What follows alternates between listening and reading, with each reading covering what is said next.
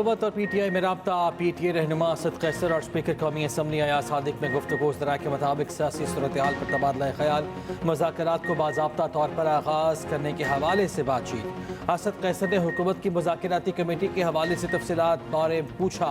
मुज़ाकरात के लिए मुलाकात के हवाले से ताहाल किसी वक्त का तयन नहीं हो सका। PTI की जानिब से हुकूमत की मुज़ाकराती कमेटी के सामने चंद बड़े मुतालबात रखे जाने का इम्कान।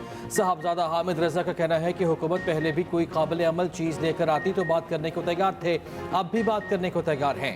शिबली फराज ने कहा, हमारी कमेटी हर एक से मुज़ाकरात के लिए तैयार है। हमने संजीदा और सीनियर लोगों पर मुश्तमिल मुज़ाकराती कमेटी तश्कील दी है। 24 नवंबर को हमारे लोग पर बेदर्दी से गोलियां चलाई गईं। हमारा एक और जख्मी कारकुन दम तोड़ गया।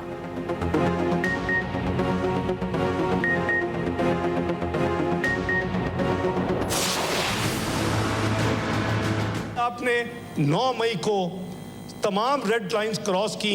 मेरे जैसा रिकंसिलिएटर भी आज कुछ नहीं कर सकता जब तक उनका फैसला ना हो। आज 24 नवंबर आई वाज होपिंग कि 9 नवंबर को लॉजिकल कंक्लूजन पे पड़े और मेरे जैसे बंदे बीच में डाल के कोई इसका हल निकालें। आपने एक और 9 मई जो है वो 24 नवंबर को कर दिया। 9 मई के वाक़यात पर मेरे जैसा बंदा भी मफाहमत कराना चाहे तो अब वो नहीं मानते। PTI हमें 2018 के मैंडेट पर हुकूमत करने दे, फिर वो 2024 का मैंडेट वापस ले ले। नायब वज़ीर आज़म इसहाक डार का सेनेट में इज़हार ख्याल। कहा, PTI ने सियासी मुखालिफिन पर केसेस बनाए, मौजूदा हुकूमत ने किसी के खिलाफ मुकदमा बनाने का नहीं कहा।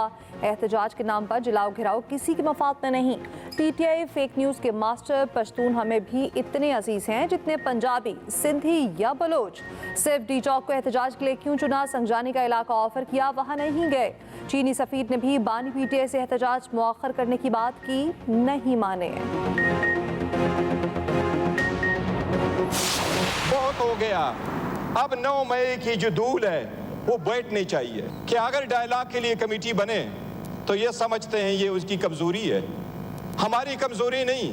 हम समझते हैं इस ईमान पे, इस जमहूरियत पे और इसके सिस्टम पे कोई थर्ड फोर्स काबिज ना हो। हम पख्तूनों का कार्ड नहीं खेलते, लेकिन हर पख्तून बाप ने अपने बेटे का जनाजा उठाया है। अगर फायरिंग हुई है, गोली चली है, तो रिस्पॉन्सिबिलिटी तो होनी चाहिए।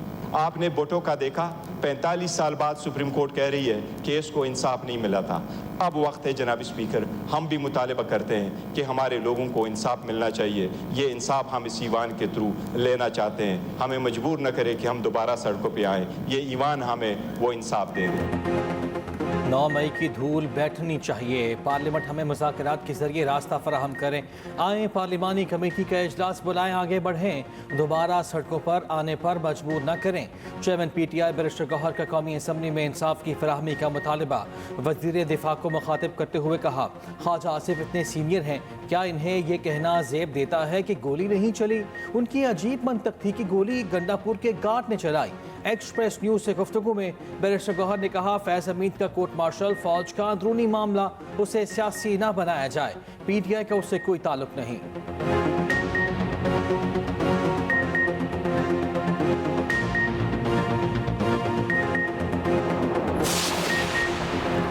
गवर्नेंस की बेहतरी के लिए माहिरीन की तैनाती। वज़ीर आज़म के दाराजाती इस्लाहात एजेंडे पर अमल दरामद शुरू। शहबाज शरीफ ने नए तैनात शुदा माहिरीन की मुलाकात। शहबाज शरीफ ने कहा, माहिरीन की तैनाती से फैसला साजी में बेहतरी आएगी। हुकूमत का उड़ान पाकिस्तान मनसूबा मुतारिफ कराने का फैसला। वज़ीर आज़म ने मुआशी प्लान की मंजूरी दे दी। वज़ीर आज़म शहबाज शरीफ से गवर्नर बलोचिस्तान जाफर खान मंदोखेल की भी मुलाकात। कहा, बलोचिस्तान की तरक्की और आवाम की फलाह बहबूद अव्वलीन तरजीह है। वज़ीर आज़म शहबाज शरीफ की स्पीकर चेंबर आमद अयाज सादिक से मुलाकात। हमशीरा के इंतकाल पर ताज़ियत की। शाम से पाकिस्तानियों के इनखला के हवाले से इजलास की सदारत। इजलास में बताया गया, शाम से बैरूत पहुँचने वाले पाकिस्तानी कल रात चार्टर्ड परवाज से पाकिस्तान पहुँचेंगे। वज़ीर आज़म की तरफ से एहसन इकबाल को पाकिस्तानियों के इस्तकबाल करने की हिदायत। उधर बांग्लादेश के सुबकदोश हाई कमिश्नर रूहुल आलम सिद्दीकी वज़ीर आज़म से अलविदाई मुलाकात। सऊदी अरब को वर्ल्ड कप की मेज़बानी मिलने पर वली है शहजादा मोहम्मद को मुबारकबाद।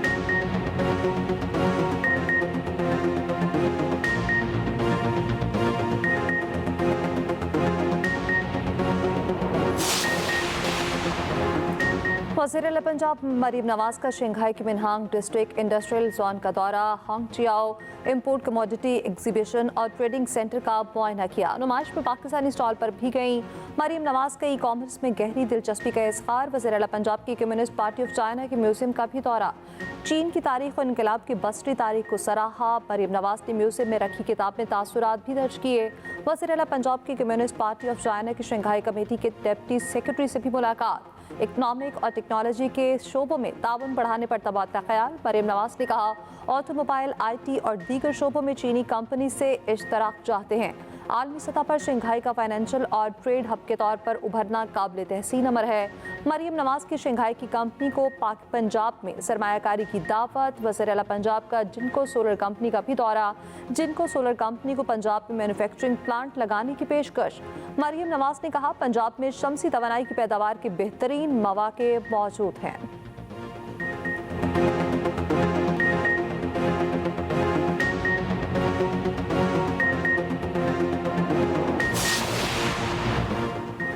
चैंपियंस ट्रॉफी के शेड्यूल का इंतजार लंबा हो गया। चंद दिनों में ऐलान मुतवक्के। मामले के हतमी हल के लिए मुज़ाकरात ताहाल जारी।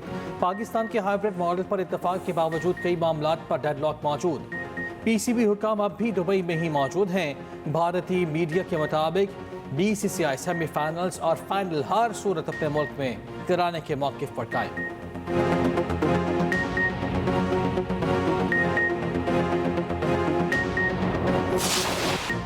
सऊदी अरब को फीफा वर्ल्ड कप 2034 की मेज़बानी मिल गई। 2030 का फीफा वर्ल्ड कप 3 बर-ए-आज़मा और 6 ममालिक में मुनक़्क़िद किया जाएगा।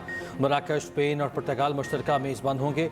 यूरुग्वे, अर्जेंटीना और पैराग्वे में 3 मैचेस खेले जाएंगे। कतर के बाद सऊदी अरब टूर्नामेंट की मेज़बानी करने वाला मशरिक़ वस्ता का दूसरा मुल्क होगा।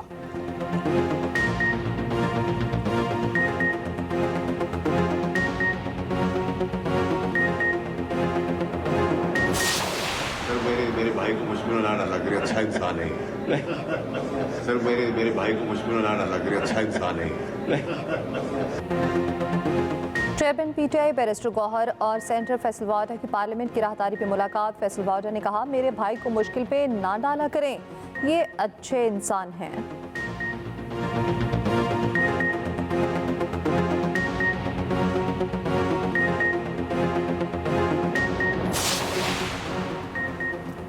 PTI एहतजाज से मुताल्लिक तौहीन अदालत का केस हुकूमत ने इस्लामाबाद हाई कोर्ट में जवाब जमा करा दिया। सेक्रेटरी दाखिला ने बताया अदालती हिदायत के मुताबिक कमेटी तश्कील दी गई थी। चेयरमैन PTI को बताया गया एहतजाज के लिए नए कानून के तहत दरख्वास्त दें। PTI की जानिब से कोई दरख्वास्त नहीं दी गई। PTI को मखसूस जगह से मुताल्लिक कहा गया, फिर भी डी चौक पर एहतजाज जारी रखा। PTI मुजाहिरीन सूबाई हुकूमत की सपोर्ट से रुकावटें हटाकर इस्लामाबाद में ज़बरदस्ती दाखिल हुए। बतौर सिविल सर्वेंट अदालत की तौहीन का सोच भी नहीं सकता। चीफ जस्टिस आमिर फारूक ने रिमार्क्स दिए, रिपोर्ट फाइल करें, पता तो चले हुआ क्या है। अदालत ने ऑर्डर किया था कि शहरियों के हुकूक का ख्याल रखना है, आपने मामले को इतना पेचीदा बना दिया। समाअत आइंदा हफ्ते तक मुलतवी।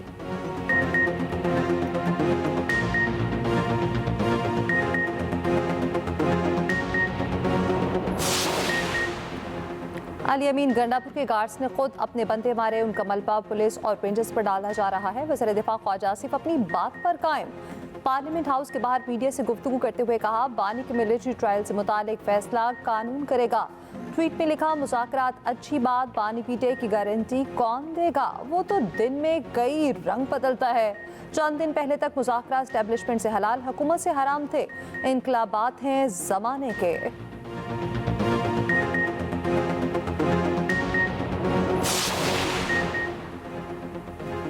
कानून हर किसी को फ़ोन टैपिंग की इजाज़त नहीं देता। फ़ोन टैपिंग के लिए इजाज़त सिर्फ जज दे सकता है। क्या किसी जज को उस मकसद के लिए नोटिफाई किया गया? आईनी बेंच में फ़ोन टैपिंग केस की समाअत के दौरान जस्टिस मोहम्मद अली माजहर के रिमार्क्स। एडिशनल अटॉर्नी जनरल ने कहा जज की नामजदगी से मुतालिक मुझे इल्म नहीं। जस्टिस जवाल खान मंदोखेल ने रिमार्क्स दिए फ़ोन टैपिंग का कानून मुबहम है। इस केस का असर बहुत से ज़ेर इल्तवा मुकदमात पर भी होगा। ये मामला चीफ जस्टिस के चैम्बर से शुरू हुआ। चीफ जस्टिस कहाँ जाएगा? बेंच के सरबराह जस्टिस अमीनुद्दीन खान ने कहा हमें रिपोर्ट्स या कानून में दिलचस्पी नहीं, नताइज चाहिए। दलाइल के बाद एडवोकेट जनरल्स को नोटिस जारी। समाअत मुलतवी।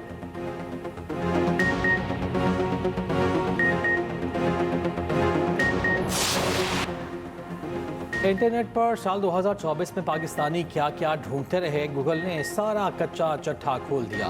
क्रिकेट टॉप ट्रेंड रहा, शख्सियात और खानों की भी खोज लगाई गई। तफसील देखिए इसी बुलेटिन में।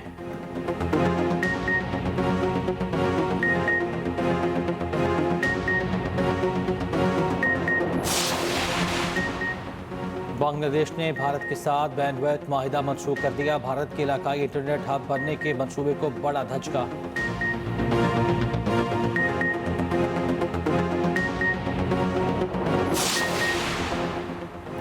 शाम में बशारुल असद हुकूमत का खात्मा अमरीका, इसराइल और शाम के पड़ोसी मुल्क का मंसूबा था। सबूत मौजूद हैं। ईरानी सुप्रीम लीडर आयतुल्लाह खामनाई का कहना है असद हुकूमत को सितंबर से खबरदार कर रहे थे।